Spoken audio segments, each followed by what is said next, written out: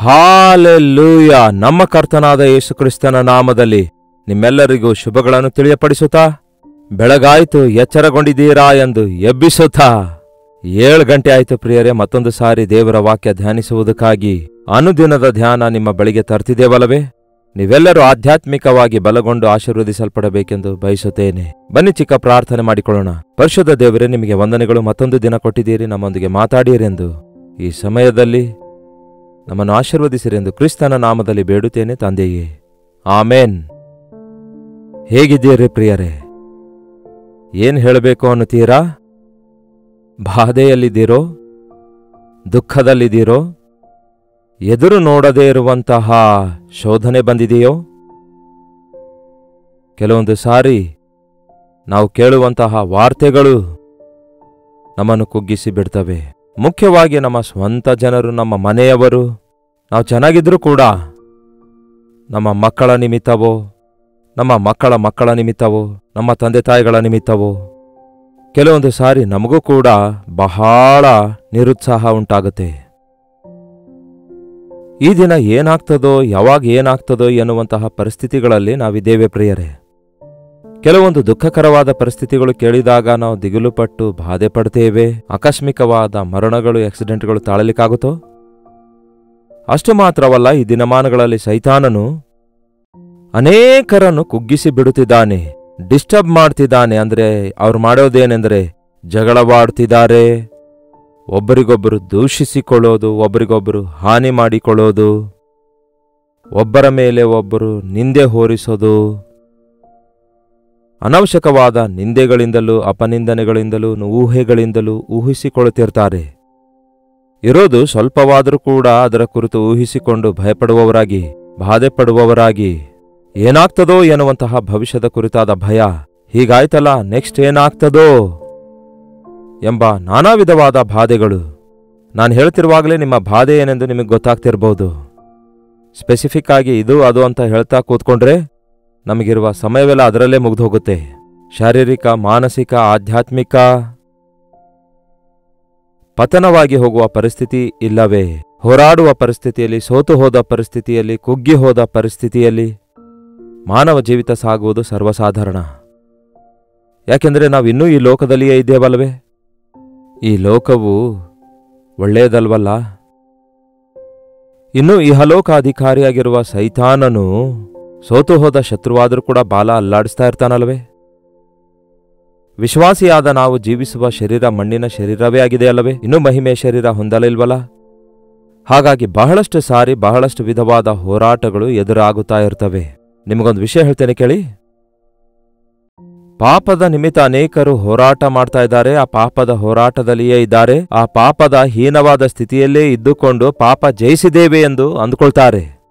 ಬಂದಿರುವ ಸಮಸ್ಯೆ ಏನೆಂದರೆ, ದೇವರಿಗೋಸ್ಕರ ಬದುಕಬೇಕೆಂದು, ದೇವರಿಂದ ಉಪಯೋಗ ಆಗಬೇಕೆಂದು ದೇವರು ಆರಿಸಿಕೊಂಡಿದ್ದಾರೆ ಅನ್ನುತ್ತಾರಲ್ಲವೇ?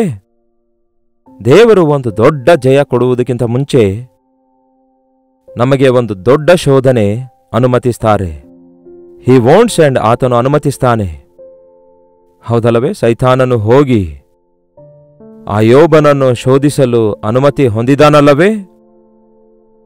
ಹಾಗೆ ಬಹಳಷ್ಟು ಸಾರಿ ದೇವರು ನಮ್ಮನ್ನು ಪರಿಶೋಧಿಸುವುದಕ್ಕಾಗಿ ಈ ಶ್ರಮೆಯಲ್ಲಿ ನಾವು ನಿಲ್ಲುತ್ತೇವೋ, ಈ ಶೋಧನೆಯಲ್ಲಿ ನಾವು ನಂಬಿಕೆಯನ್ನು ಉಪಯೋಗಿಸುತ್ತೇವೋ, ಇಂತಹ ಪರಿಸ್ಥಿತಿಯಲ್ಲಿ ನಾವು ದೇವರ ಮೇಲೆ ಆಧಾರಗೊಳ್ಳುತ್ತೇವೋ, ಆತನಿಗೆ ನಾವು ಮೊರೆ ಇಡುತ್ತೇವೋ ಎಂದು ಪರಿಶೀಲಿಸಿಕೊಳ್ಳುವುದಕ್ಕಾಗಿ ನಮ್ಮನ್ನು ಬಿಟ್ಟು ಬಿಡ್ತಾರೆ. ಕೆಲವೊಂದು ಭಯಗಳು ನಮ್ಮನ್ನು ಕಾಡಿಸಿ ಪೀಡಿಸುತ್ತಿರುವಾಗ, ನಾವು ಇಮೋಷನಲ್ ಆಗಿ ಡಿಸ್ಟರ್ಬ್ ಆಗುವಾಗ, ಕೋಪದಿಂದ ತುಂಬಿಕೊಂಡಿರುವಾಗ ಮಾಡುವ ನಿರ್ಣಯಗಳು ಬಹಳ ಪ್ರಮಾದಕರವಾಗಿರ್ತವೆ. Don't make a decision when you are angry. ಯಾರೋ ಏನೋ ಹೇಳಿದ ತಕ್ಷಣವೇ ಅದಕ್ಕೆ ನೀವು ಪ್ರತಿಸ್ಪಂದಿಸಬಾರದು.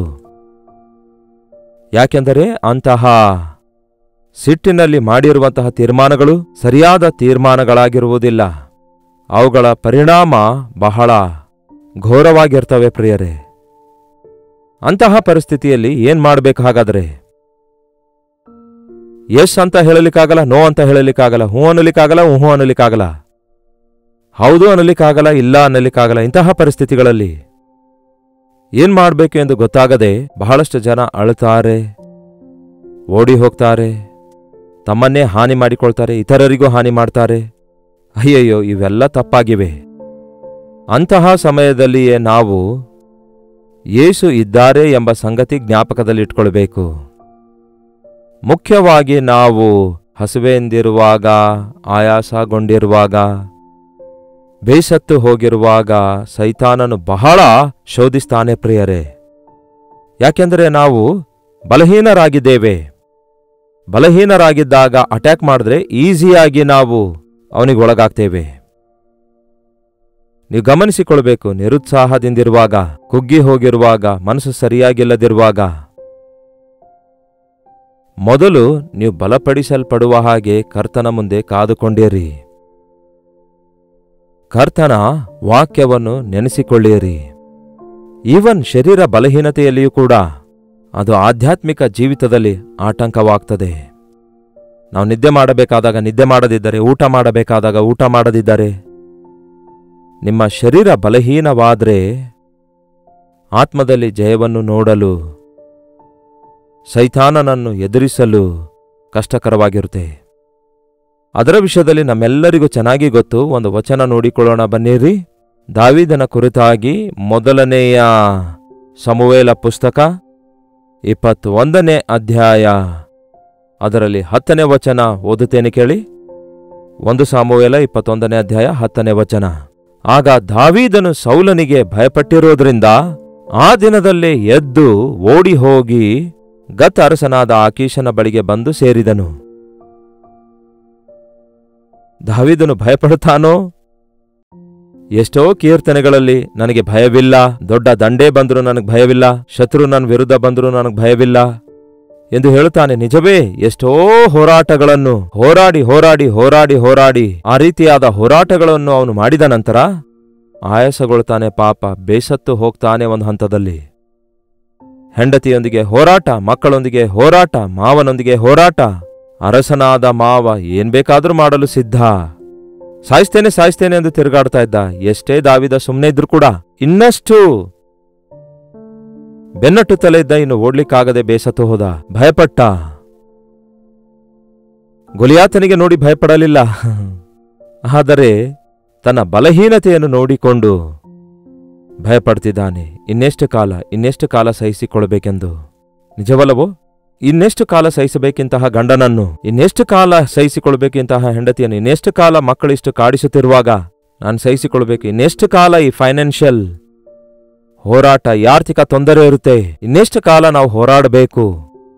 ಎಷ್ಟು ಕಷ್ಟಪಟ್ಟರು, ಏನೇ ಮಾಡಿದ್ರು ಎಲ್ಲವೂ ಇದ್ದ ಸ್ಥಿತಿಯಲ್ಲೇ ಇದೆ, ಏನು ಮಾಡ್ಲಿಕ್ಕಾಗ್ತಿಲ್ಲ. ಭಯಪಡಬೇಡಿ, ದಿಗುಲು ಪಡಬೇಡಿ ಎಂಬ ಮಾತು ಮರೆತು ಹೋಗ್ತಿದ್ದೇವೆ. ದೇವರು ಸಹಾಯ ಮಾಡ್ತಾರೆಂಬ ವಿಷಯ ಮರೆತು ಹೋದೆವು. ಈ ಭಯ ಪ್ರಿಯರೇ ನಮ್ಮನ್ನು ಹೇಡಿಗಳನ್ನಾಗಿ ಮಾಡಿಬಿಡುತ್ತೆ. ಭಯಪಟ್ಟು ಜ್ವರವೇ ಬರುತ್ತೆ. ಶ್ರಮೆಯ ದಿನಗಳಲ್ಲಿ ಕುಗ್ಗಿ ಹೋಗೋದಾದರೆ ಕೈಲಾಗದವರಾಗುತ್ತೀರಿ. ಭಯಪಟ್ಟ ಪಾಪ ಇಷ್ಟೊಂದು ಧೈರ್ಯದಿಂದಿರುವ, ಎಷ್ಟೋ ಯುದ್ಧಗಳನ್ನು ಮಾಡಿ ಜಯ ಸಾಧಿಸಿದ ದಾವೀದನು ಇಲ್ಲಿ ಬರೋಷ್ಟೊತ್ತಿಗೆ ಸೌಲನಿಗೆ ಭಯಪಟ್ಟು ದೇವರ ಬಳಿಗೆ ಹೋಗಲಿಲ್ಲ, ದೇವರ ಸನ್ನಿಧಿಗೆ ಹೋಗಲಿಲ್ಲ. ಆದರೆ ಪಕ್ಕದಲ್ಲೇ ಇರುವ ಅರಸನಾದ ಆಕೀಷನ ಬಳಿಗೆ ಹೋಗ್ತಾನೆ. ಆ ಆಕೀಷನು, ಅವನ ಸೇವಕರು ಈ ದಾವೀದನನ್ನು ನೋಡಿದ ಕೂಡಲೇ ಅವರು ಭಯಪಡ್ತಾ ಇದ್ರು. ಇವನೇ ಅಲ್ಲವೋ ಗೊಲಿಯಾತನನ್ನು ಸಾಯಿಸಿರೋದು? ಸಾವಿರಾರು ಜನರನ್ನು ಸಾಯಿಸಿದ್ದು ಇವನೇ ಅಲ್ಲವೋ? ನಮ್ಮ ಬಳಿಗೆ ಯಾಕೆ ಬಂದ? ನಮ್ಮನ್ನು ಸಾಯಿಸುತ್ತಾನೇನೋ? ಹೋಗ್ಲಿ, ನಮಗೇನಾದ್ರೂ ಇವನು ಸರೆಂಡರ್ ಆಗುವುದಾದರೆ ಇವನನ್ನು ಬಳಸಿಕೊಂಡು ನಾವು ಶತ್ರುಗಳನ್ನು ಜಯಿಸಬಹುದು ಎಂಬ ಆ ವಿಷಯವನ್ನು ರಾಜನ ಬಳಿಗೆ ಹೋಗಿ ಸೇವಕರು ಹೇಳಿಕೊಳ್ತಾರಂತೆ. ಏನ್ ಹೇಳ್ತಾರೆ ನೋಡಿ, ಅವರು ರಾಜನ ಸಂಗಡ ಮಾತಾಡುವಾಗ ಹಾಡು ಹಾಡಿದವನು ಇವನೇ ಎಂಬುದಾಗಿ ಅವನ ಕುರಿತು ರಾಜನಿಗೆ ಹೇಳಿ, ದಾವೀದನು ಈ ಮಾತುಗಳೆಲ್ಲ ತನ್ನ ಮನಸ್ಸಿನಲ್ಲಿ ಇಟ್ಟುಕೊಂಡು ಗತ್ ಅರಸನಾದ ಆಕೀಷನಿಗೆ ಬಹಳ ಭಯಪಟ್ಟನು. ಅಬ್ಬೋ, ಸೌಲನಿಗೂ ಭಯಪಡ್ತಾನೆ, ಈಗ ಗತ್ ಊರಿನ ಅರಸನಾದ ಆಕೀಷನಿಗೂ ಭಯಪಡ್ತಾನೆ. ಇದೇನು ಪ್ರಿಯರೇ? ಅನ್ಯ ರಾಜನಾಗಿರುವಂತಹ, ಬಲಹೀನನಾಗಿರುವ ಈ ರಾಜರುಗಳನ್ನೆಲ್ಲ ಜಯಿಸುವುದಕ್ಕಾಗಿ ದೇವರು ಆರಿಸಿಕೊಂಡಿದ್ದಾರೆ ಎಂಬ ಸಂಗತಿ ಮರೆತು ಹೋಗಿ ಆ ರಾಜನಿಗೇ ಭಯಪಡ್ತಿದ್ದಾನೆ. ಒಂದು ಸಾರಿ ಭಯ ನಮಗೆ ಹಿಡಿದುಕೊಳ್ಳುವಾಗ ಪ್ರತಿಯೊಂದಕ್ಕೂ ನಾವು ಭಯಪಡ್ತೇವೆ. ಭಯಪಡುವುದರಿಂದ ಜ್ವರ ಬರುವುದು. ಭಯಪಡಬೇಡಿ, ಭಯಪಡಬೇಡಿ, ಭಯಪಡಬೇಡಿ, ಭಯಪಡಬೇಡಿ ಎಂದು ದೇವರು ಹೇಳ್ತಾರಲ್ಲವೇ? ಎಲ್ಲಿಗೆ ಓಡಿ ಹೋಗ್ಲಿಕ್ಕಾಗತ್ತೆ? ಆತನೇ ನಮ್ಮ ಆಶ್ರಯ ದುರ್ಗ. ಮನುಷ್ಯರ ಬಳಿಗೆ ಹೋದ್ರೆ ಮತ್ತಷ್ಟು ಹೆಚ್ಚು ಭಯ ನಮಗೆ ಹಿಡಿಯುತ್ತೆ. ನಿಜವಾದ ಭಯ ಹೋಗಿ, ಇರೋ ಭಯ ಹೋಗಿ, ಹೊಸ ಹೊಸ ಭಯ ಅಂಟಿಕೊಳ್ತವೆ. ಮನುಷ್ಯರಿಗೆ ನಿಮ್ಮ ಭಯದ ಬಗ್ಗೆ ಹಂಚಿಕೊಳ್ತೀರಿ, ಮನುಷ್ಯರಿಗೆ ನಿಮ್ಮ ಪರಿಸ್ಥಿತಿಗಳ ಕುರಿತು ಹಂಚಿಕೊಳ್ತೀರಿ, ಅವರಿಗೆ ನೀವು ಹಗುರವಾಗಿ ಬಿಡ್ತೀರಿ ಅಷ್ಟೇ. ಅಂತಹ ಸಮಯದಲ್ಲಿ ಅವರು ನಿಮ್ಮನ್ನು ಉಪಯೋಗಿಸಿಕೊಳ್ಳಲು ಬಯಸ್ತಾರೆ ತಮ್ಮ ಸ್ವಾರ್ಥಕ್ಕಾಗಿ. ಕರ್ತನ ಬಳಿಗೆ ಹೋಗ್ರಿ. ಕರ್ತನ ಬಳಿಗೆ ಹೋಗ್ಲಿಲ್ಲ, ಈಗ ಅವನಿಗೆ ಭಯ ಹೆಚ್ಚಾಯಿತು. ಕೊನೆಗೆ ಅವ್ರು ಏನ್ ಮಾಡ್ತಾರೆ?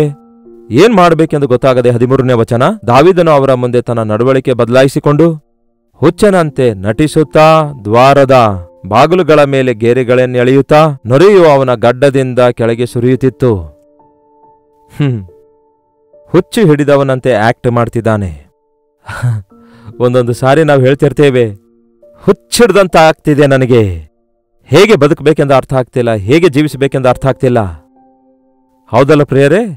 ವೆನ್ ಯು ಗಿವ್ ಅಪ್, ನೀವು ಬಿಟ್ಟು ಬಿಡುವಾಗ ಇಂತಹದೇ ಪರಿಸ್ಥಿತಿ ಎದುರಾಗುತ್ತೆ. ನನ್ನ ಕೈಲಾಗ್ತಿಲ್ಲ, ನನ್ನ ಕೈಲಾಗ್ತಿಲ್ಲ, ನನ್ನ ಕೈಲಾಗುತ್ತಾ ಇಲ್ಲ, ನಾನೇ ಪರಿಷ್ಕರಿಸಿಕೊಳ್ಳೋದಿಲ್ಲ, ನಾನೇ ಹೋರಾಡ್ಲಿಕ್ಕಾಗಲ್ಲ, ಇನ್ನು ನನಗೆ ತಾಳ್ಮೆ ಇಲ್ಲ, ಬಹಳಷ್ಟು ಹೋರಾಡಿದ್ದೇನೆ, ಬಹಳ ಕಾಲ ಹೋರಾಡಿದ್ದೇನೆ, ಇನ್ನು ನನ್ನ ಕೈಲಾಗಲ್ಲ, ನನ್ನ ಬದುಕೆಲ್ಲ ಇರೋದು ಹೀಗೆಯೇ ಹೋರಾಡಬೇಕು. ಯಾಕೆ ಬೇಕು? ಏನು ಕೈಲಾಗದವರಂತೆ ಹುಚ್ಚರಂತೆ ಪ್ರವರ್ತಿಸುವಾಗ ಈ ಹುಚ್ಚರು ಯಾವ ರೀತಿಯಾಗಿರ್ತಾರೆ ನೋಡಿ. ಅಳುತ್ತಾರೆ, ನಗುತ್ತಾರೆ, ಗೆರೆ ಎಳೆಯುತ್ತಾನಂತೆ, ಗಡ್ಡದ ಮೇಲೆ ನೊರೆ ಸುರಿಯುತ್ತಂತೆ, ಬಟ್ಟೆ ಬಿಚ್ಚೋಗ್ತಾವಂತೆ, ಅವನಿಗೇನು ಗೊತ್ತಾಗಲ್ಲ, ಬೇರೆಯವ್ರ ಬಗ್ಗೆ ಅವಶ್ಯಕತೆ ಇಲ್ಲ, ಯಾರು ಏನಂದ್ಕೊಂಡ್ರೆ ಏನು, ನನಗೇನು. ಹುಚ್ಚನಂತೆ ವರ್ತಿಸುತ್ತಿರುವಾಗ ಆ ರಾಜನು, ಏನಿದು, ಯಾಕೆ ಹುಚ್ಚನನ್ನು ನನ್ನ ಬಳಿಗೆ ಕರೆತಂದಿದ್ದೀರಿ? ಈಗಾಗಲೇ ಹುಚ್ಚಿಡಿದವರು ನಮ್ಮ ಬಳಿಯಲ್ಲಿ ಬಹಳಷ್ಟು ಜನ ಇದ್ದಾರೆ, ಈ ಹುಚ್ಚನನ್ನು ನಾವೇನ್ ಮಾಡೋಣ ಅಂತ ಅಂದುಕೊಂಡು ಬಿಟ್ಟುಬಿಟ್ಟಾಗ ಸಾಕಪ್ಪ, ಅಪಾಯ ತಪ್ಪಿ ಹೋಯ್ತು ಅಂದುಕೊಂಡನೆ ಹೊರತು ದೇವರು ಒಂದು ಅವಕಾಶ ಕೊಟ್ಟಿದ್ದಾರೆ ಆ ಶತ್ರು ರಾಜನನ್ನು ಜಯಿಸುವುದಕ್ಕಾಗಿ. ಒಂದು ಅವಕಾಶ ಕೊಟ್ಟಿದ್ದಾರೆ ಆ ಶತ್ರು ರಾಜನ ಮುಂದೆ ದೇವರನ್ನು ಮಹಿಮೆ ಪಡಿಸುವುದಕ್ಕಾಗಿ. ಒಂದು ಅವಕಾಶ ಕೊಡಲ್ಪಟ್ಟಿದೆ ಆ ಹೋರಾಟದಲ್ಲಿ ಒಂದು ಕೀರ್ತನೆ ಬರೆಯುವುದಕ್ಕಾಗಿ. ಒಂದು ಅವಕಾಶ ಕೊಡಲ್ಪಟ್ಟಿತು ಆ ಸಮಯದಲ್ಲಿ ದೇವರ ನಾಮ ಮಹಿಮೆ ಪಡಿಸುವುದಕ್ಕಾಗಿ ಎಂಬ ಸಂಗತಿಯನ್ನೆಲ್ಲ ಮರೆತು ಹೋದ, ಕೈ ಎತ್ತಿಬಿಟ್ಟ. ಪ್ರತಿ ಹೋರಾಟ ನಮಗೆ ಒಂದು ಜಯದ ಗುರುತಾಗಿರುತ್ತೆ. ಪ್ರತಿ ಶ್ರಮೆಯಲ್ಲಿ ದೇವರು ಒಂದು ದೊಡ್ಡ ಅದ್ಭುತ ಕಾರ್ಯ ಮಾಡ್ತಾರೆ. ಪ್ರತಿಯೊಂದು ವಿಷಯದಲ್ಲಿ ನಾವು ದೇವರ ಮೇಲೆ ಆಧಾರಗೊಳ್ಳುವುದಾದರೆ ಅದ್ಭುತಗಳನ್ನು ನಮ್ಮ ಜೀವಿತದಲ್ಲಿ ನೋಡ್ತೇವೆ.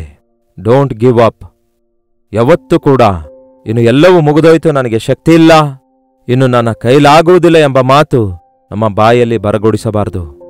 ಬಲಹೀನರಾಗಿರುವಾಗ ಕರ್ತನಲ್ಲಿ ಬಲಗೊಳ್ಳಿರಿ.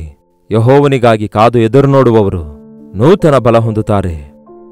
ಇಂತಹ ಪರಿಸ್ಥಿತಿಗಳು ಎದುರಾದಾಗ ಮನುಷ್ಯರ ಮಧ್ಯದಲ್ಲಿದ್ದರೆ, ಮನುಷ್ಯರ ಆಲೋಚನೆಯನ್ನೇ ಪಡೆದುಕೊಳ್ಳುವುದಾದರೆ ನೀವು ಮತ್ತಷ್ಟು ಹೆಚ್ಚು ಚಿಂತೆಗೊಳಗಾಗ್ತೀರಿ.